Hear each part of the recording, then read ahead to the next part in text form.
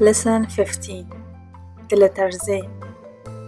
Some simple example with this letter. درس 15. استفاده حرف Z در چند کلمه و جمله های ساده.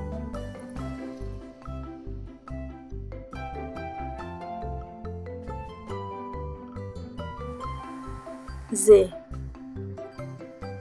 Z زرد زرد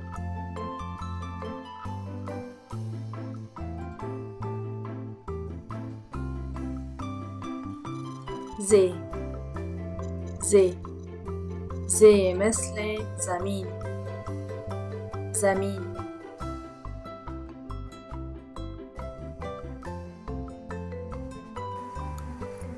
ز ز مثل زینت ز یا نون ت زینت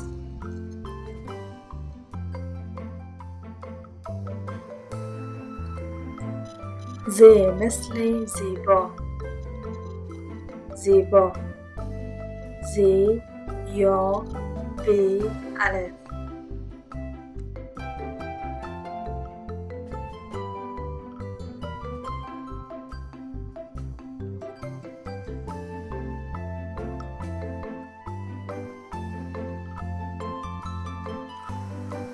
نماز نماز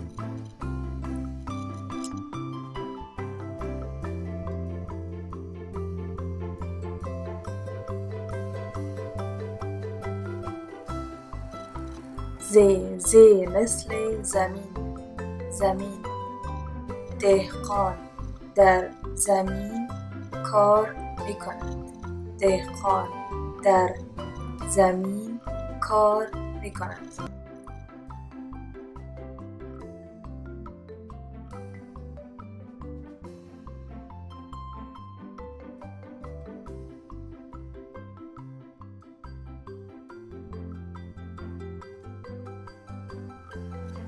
ز ز مثل زیبا این گلها زیبا هستند این گلها زیبا هستند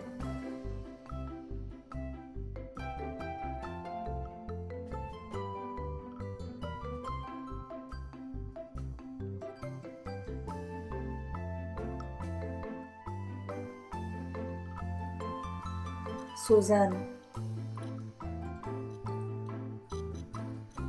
سوزن مادر با سوزن لباس می‌دوزد مادر با سوزن لباس می‌دوزد